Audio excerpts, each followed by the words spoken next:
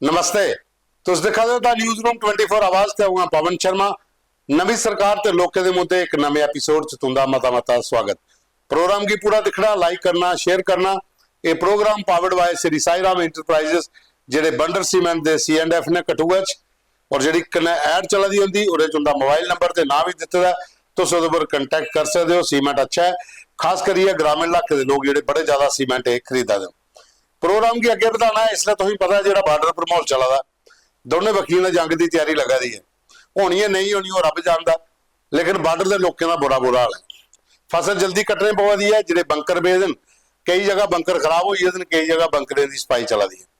तो पूरी स्थिति जी इंटरनेशनल बार्डर से LOC पर हालात जोड़े वो खराब बने हैं। खास करिए बार्डर के लोग तुम्हें पता है जिले भी ये माहौल बनता बेचारे उगे शिकार होंगे। जे को उधर गोले डिगे तो भी इंदे पर डिगने, तो जे को नस भज पई तो पूरा टब्बर चुकी है डंगरे समेत जिले जाना होना भी मुश्किल हो जाता।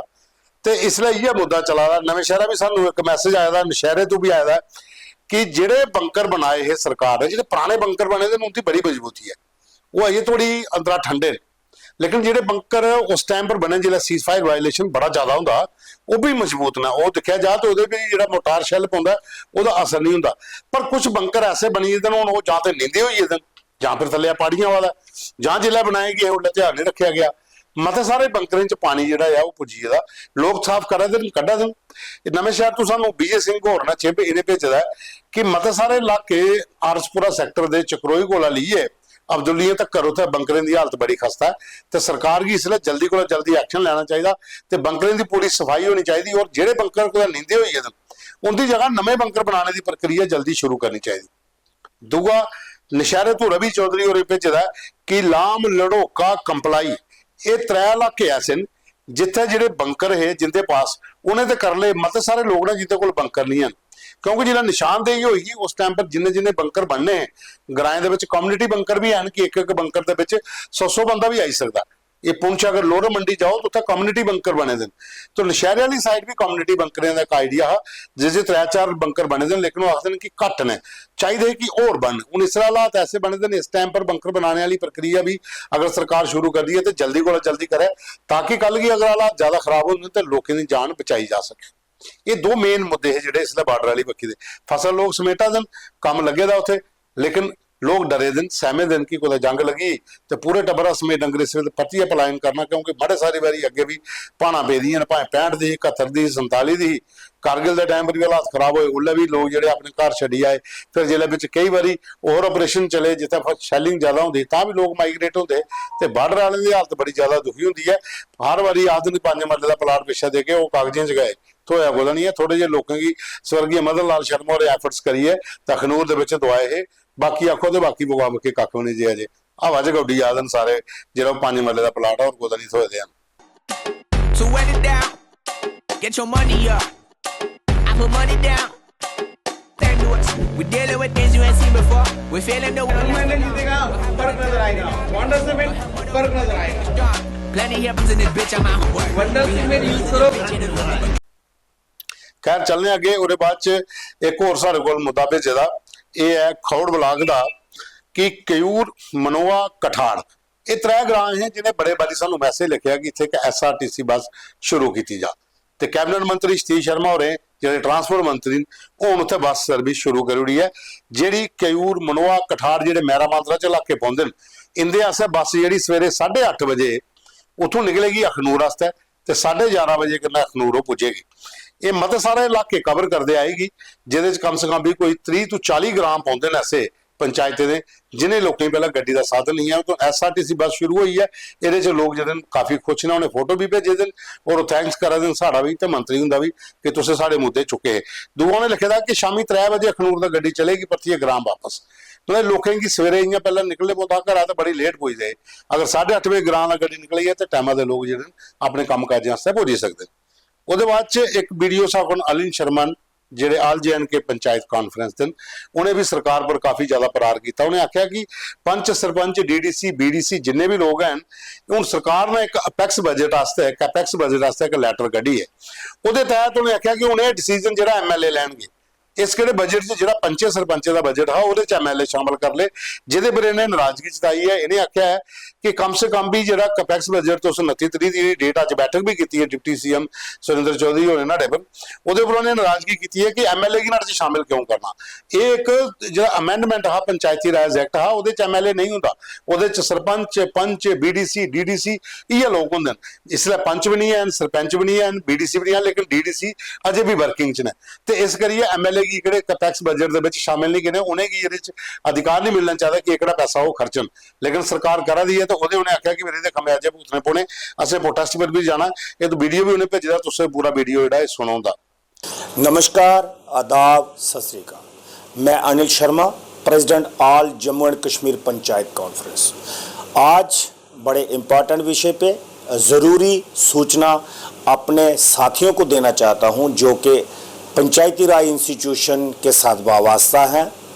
हमारे पंच हजरात, सरपंच हजरात, हमारे वीडीसी हजरात और हमारे डीडीसी हजरात, तमाम पंचायती राज इंस्टीट्यूशन से के साथ वाबस्ता जो लोग हैं, इनसे मैं गुजारिश करना चाहता हूं कि ज़रा आज जो एक लेटर निकली है तमाम जम्मू कश्मीर के अंदर, हर एक ज़िला के अंदर, वो लेटर जो कह रही है कि अभी आने वाला प्लान जो है कपैक्स बजट का, जो कि 2025-26 फाइनेंशियल ईयर के लिए जो अभी बनाया जाएगा, और जिसकी तारीख भी उन्होंने दे दी है 29 मई, किसी डिस्ट्रिक्ट के अंदर 29 मई दी गई है और किसी की डिस्ट्रिक्ट के अंदर 30 मई दी गई है।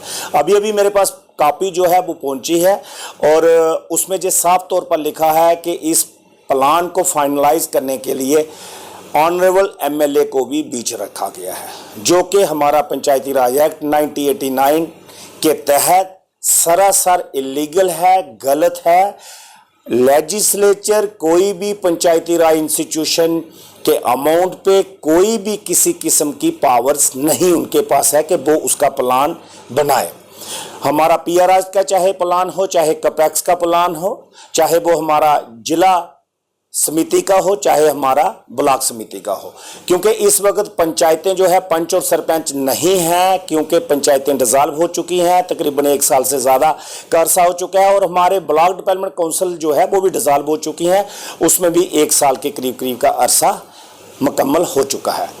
आज बड़े दुख से कहना पड़ता है कि आज हमें ये बड़ी आशा थी कि जम्मू कश्मीर के अंदर चुनी हुई सरकार है, हमारे चुने हुए नुमाइंदे हैं, वो पंचों सरपंचों के की बात जो है वो असेंबली में भी रखेंगे, और पंचायत के गांव में रहने वाले जो लोग हैं, जो ग्राम सभा के मेंबर होते हैं, उनके हक हकूक पे डाका नहीं डालेंगे। लेकिन बड़ा अनफॉर्चुनेट है, बदकिस्मती है कि एमएलए हमारे जो हैं पूरे जम्मू कश्मीर के अंदर, वो पंचों सरपंचों के पैसे पे, कपैक्स बजट पर और ब्लॉक समिति और जिला समिति के ऊपर डाका डालने के लिए बिल्कुल तैयार बैठे हैं। ਉਹਦੇ ਬਾਅਦ ਚ ਇੱਕ ਸਾਨੂੰ ਵੀਡੀਓ ਰਾਇਦਾ ਡੀਡੀਸੀ ਨੇ ਮਹਿਰਾ ਮਾਂਦਰਾ ਦੇ ਸੁਰੇਸ਼ ਸ਼ਰਮਾ ਬੀਜੇਪੀ ਦੇ, ਇਹਨੇ क्रिकेट वालीबॉल प्रतियोगिता का महरा मांदरा ਦੇ ਵਿੱਚ ਕੋਈ 10-12 ਗ੍ਰਾਮ ਪੰਚਾਇਤਾਂ ਜਿਹੜੀਆਂ ਉੱਥੇ ਗਏ ਦੇ, ਔਰ ਇਹਨੇ ਜਿਹੜੇ ਉੱਥੋਂ ਦੇ ਸਟੂਡੈਂਟਸ ਅਲੱਗ-ਅਲੱਗ ਪੰਚਾਇਤਾਂ ਦੇ ਜਿਹੜੀਆਂ ਵੱਖਰੀ ਟੀਮਾਂ ਵਾਲੀਬਾਲ ਦੀਆਂ, ਕ੍ਰਿਕਟ ਦੀਆਂ, ਫੁੱਟਬਾਲ ਦੀਆਂ, ਉਹਦੇ ਵਾਸਤੇ ਇਹਨੇ ਸਪੋਰਟਸ ਕਿੱਟਾਂ ਜਿਹੜੀਆਂ ਉਹਨੇ ਵੰਡੀਆਂ ਆਪਣੇ ਫੰਡਸ 'ਚ।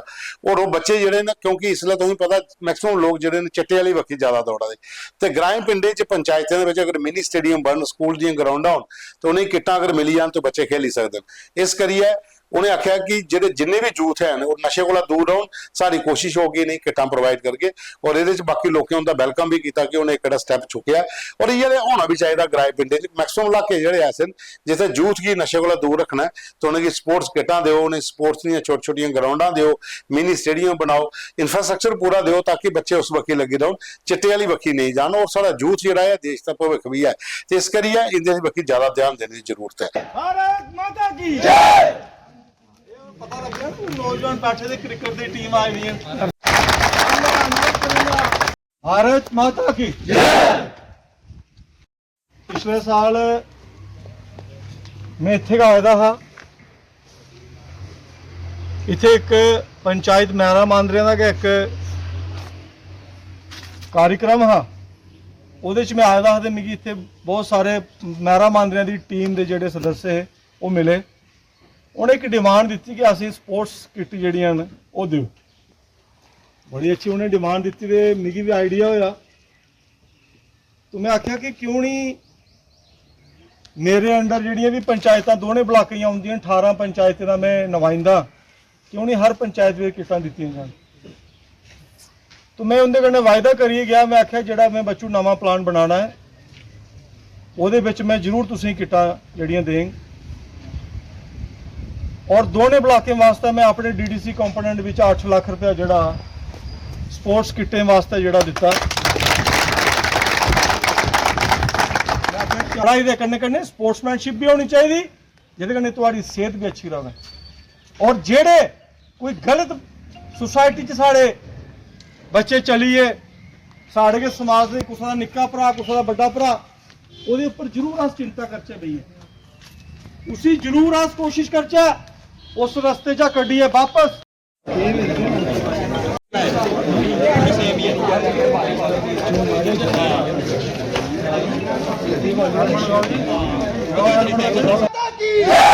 भारत माता की भारत माता की भारत माता की